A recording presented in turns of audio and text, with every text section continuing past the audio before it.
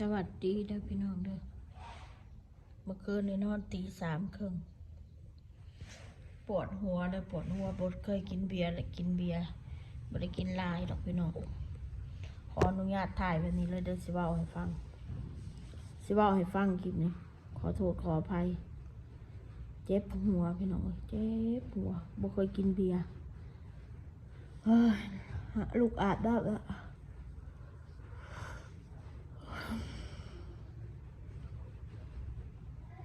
ปวดหัวเป็นเครียดพี่น้องเป็นปวดหัวนะครับนอนดึกนอนบ่อิ่มกินเบียร์น้ำมนหน่อยของจาหน่อยบ่จุดประมาณ3 จอกเนี่ย3 จอกนะ3 แก้วนะประมาณนั้นแหละ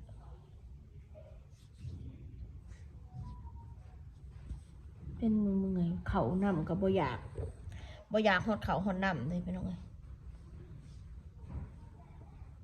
จะหน่อยนอนงีบจะหน่อยก่อนจะออกมาหากินกาแฟเป็นเพลียเป็นมือไงเนี่ยเดี๋ยว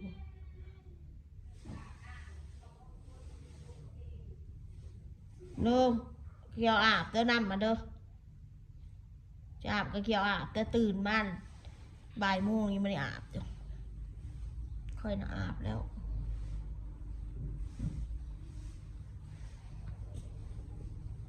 เจ็บหัวพี่น้อง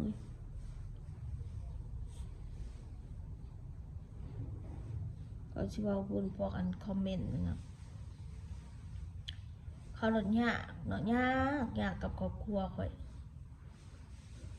ถ้าพ่อมาหน้าพากินมาม่ากับเว้าพ่อข้ากินขนมกับเว้าเด็กน้อยมันขนมเลมันกับธรรมดาแล้วมันสิโซเดียมบ่โซเดียมมันกับบ่ฮู้จักดอกเขาก็เฮ็ดมาให้เด็กน้อยให้ละกินนะ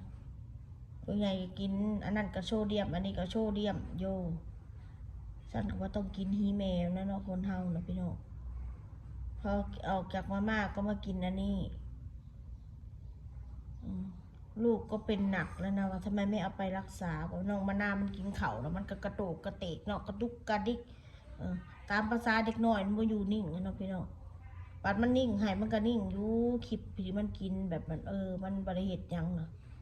มันก็นิ่งอยู่ดอกโดดมานั่งเบิ่งคนดดมานั่งจับพิษพี่น้องจับพิษเบิ่งเด็กน้อยจับพิษเบิ่งครอบครัวข่อยว่าซั่นซะจักเขาสิเอาแนวใดกับชีวิตเนาะเขาบ่ย่านบาปย่านกรรมมันเนาะพี่น้องเนาะถ้าเถื่อข่อยก็ไปฟังเขาเว้านะเขาเว้าหยาบถอยนะคะเว้าของเขานะความสะทุนน่ะอยู่หันเลยพี่น้องเอ้ย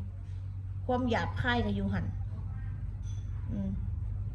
มันบ่แม่นว่าข่อยได้หยาบคายนะพวกมันเนี่ยพี่น้องเอ้ยพวกที่มันเว้าให้เด็กน้อยนะใช้คำสะทุนนะกับครอบครัวคนอื่นเขานะโดยที่เขาบ่ได้เฮ็ดหยังให้โตนะอ้างแต่ว่ามันด่าพ่อด่าแม่คนด่าโคตรพ่อโคตรแม่คนมาซะโธ่เว้าได้เนาะมาคืดประโตเขามาเสือกเรื่องของเขามาคืดประโตด่าคนอื่นคอยกระเงิดคือกันถ้ากินไข่กับมากินตะไคร่กะโลกครอบครัวกูมันเห็ดโซเชียลเนาะถ้าโซเชียลเนี่ยได้เนาะบางเพื่อนที่เขาบริเหตุโซเชียลเนาะบางคนเขาก็คือเด็กน้อยบ้านนอกเขาแบบนี้แต่เรื่องกินกันยังบ่มีสิบอกยังพี่น้องเอ้ยในประเทศลาวเนี่ยเยอะแยะคนถูกคนยากพี่น้องเอ้ยแนวกินกันยังบ่มีตำมงหุงเพชรก็กินเด็กน้อยนะกินน้ำพอน้ำแม่นะก็เพราะฉะนั้นมันสิบ่ใหญ่คนนะแกงหน่อไม้บ่ปนกบบ่มันก็สิมีประโยชน์คือสร้างอาหารพวกนี้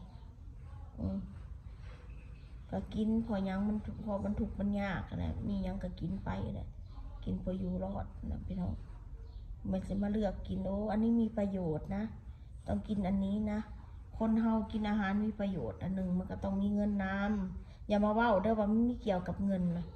ข้ามึงว่ามีเงินมึงซื้ออาหารดีๆมากินมาได้สิบอกไว้ให้แม้แต่ผักผลไม้ก็ใช้เงินแล้วเนี่ย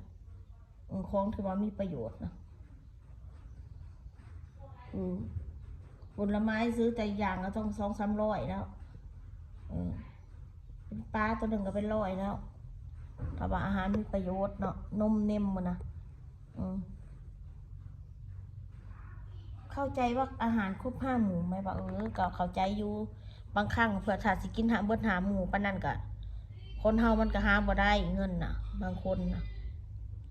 รายได้มื้อละ300สิมากินอาหารครบ5 หมู่แต่ละมื้อก็บ่แม่นนะเนาะพี่น้องอืมเจ้าสิอยากกินผักเจ้าก็ต้องซื้อแล้วซื้อหมักไหมเจ้าก็ต้องซื้อแล้วเจ้าจะกินปลาเจ้าก็ซื้อแล้วไข่เจ้าก็ต้องซื้อแล้วบางคนเขาหาเงินวันละ300เขาก็อยากเก็บบางคนเขาบ่ใส่เลยแม้แต่1 บาทเขาก็บ่ใส่อืมเขาสิหยอดกระปุกเมียนบางคนหามาได้ก็ซื้อกินคือข่อยนี่ว่าแม่นเว้าถ้าหามาได้ซื้อกินเขาบ่ค่อยได้เก็บดอกเงินคำพอแต่อิ่มท้องพอแต่ว่ากินอิ่มนอนรับข่อยนะคิดแต่แบบนั้นอืมแต่คนเฮานะหามาได้อดมั่งกินมั่งนะโอเคอยู่แบบนะมันก็พอได้มีเงินอยู่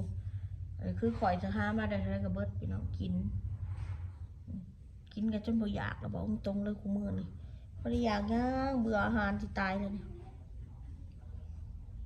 แต่อยากก็อยากเป็นพวกตำแจ่วมุกประดุงประเดกไปแบบนั้นอาหารบ้านๆอายุเฮาหลายเฮาบ่ได้อยากกินนี่ยังมากมายเลยพี่น้องเด้อ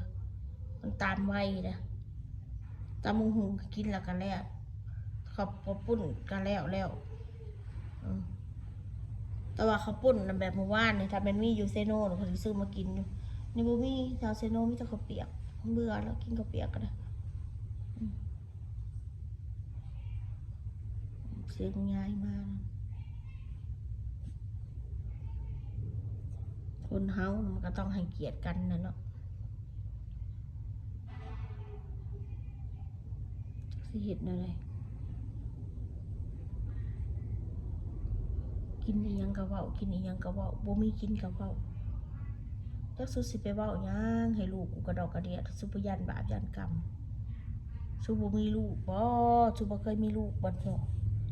ขอโทษขออภัยเด้อพี่น้องคลิปเด้อขอโยนเว้าเลยขออยากระบายขอเบื่อพวกนี้ถ้าเถื่อครับมันเบื่อพวกนี้ว่าบ่ให้เฮาเครียดมันก็เครียดอยู่เลยพี่น้องเอ้ยทั้งเครียดทั้งอุกเฮ็ดอะไรก็บ่ถูกใจซุเนาะนั่นก็บ่ดีอันนี้ก็บ่ดีบ่มีแนวถูกใจซะบ่เฮ็ดตัวเองเนาะซะบ่เฮ็ดคลิปนะผู้อันที่แนะนำนะเฮ็ดคลิปตัวเองแล้วก็ออกมาสอนคนจ้าถ้าว่าเก่งอะไรก็ได้วิธีการใช้ชีวิตนะวิธีการเลี้ยงลูกนะวิธีการใช้เงินอย่างประหยัดนะวิธีใช้เงินอย่างฟุ่มเฟือยนะออกมาสอนแหละการทำตัวแบบนี้คนเกลียดนะการทำตัวแบบนี้คนรักนะว่าสิลองออกมาดูออกมาสอนดูไอ้คนที่ว่าอันบ่ทำน้ำเต็มแก้วนะถ้าเว้าขึ้นนี่ข่อยนี่ทำน้ำเต็มแก้วข่อยแล้วแต่แม่มันสิเต็มมันสิล้นเราบ่ได้สนใจจนจะว่ามีสแตกแดกไปบ่มีก็นอนอยู่คือจังซี่ล่ะนี่นอนบ่มีกินก็นอนคือจังซี่ล่ะพี่น้องคนบ่มีกินก็ต้องนอนอยู่แบบนี้ล่ะนอนหลับก็แล้วอีโอ๊ตมึงอาบน้ำเด้อสิไปกินกาแฟค่ะเด้อมึงอาบน้ำแล้วบ่นะ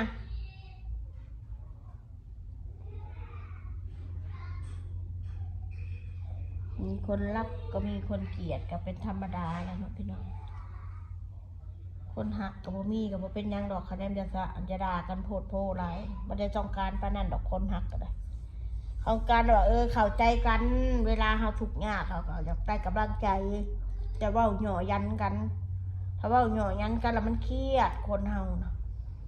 มันต้องให้กำลังใจสู้เด้อจังซั่นจังซี่บ่แม่นสิมาเว้ากดดันเฮ็ดหยังก็กดดันไปหมดทุกอย่างทุกแนวก็ต้องให้กำลังใจกันคนเฮานะเสียไม่เท่าโมนมาแล้วพี่น้อยโดดมีคนหักกับมีคนสั่งคนอยากนอนเนี่ยคนบ่สบายนะพี่น้องคนเป็นเจ็บหัวแห้งอะไรกินเบียร์เนาะคือกินเบียร์แล้วก็นอนดึกกันนะพี่น้องเคยเป็นคือข่อยบ่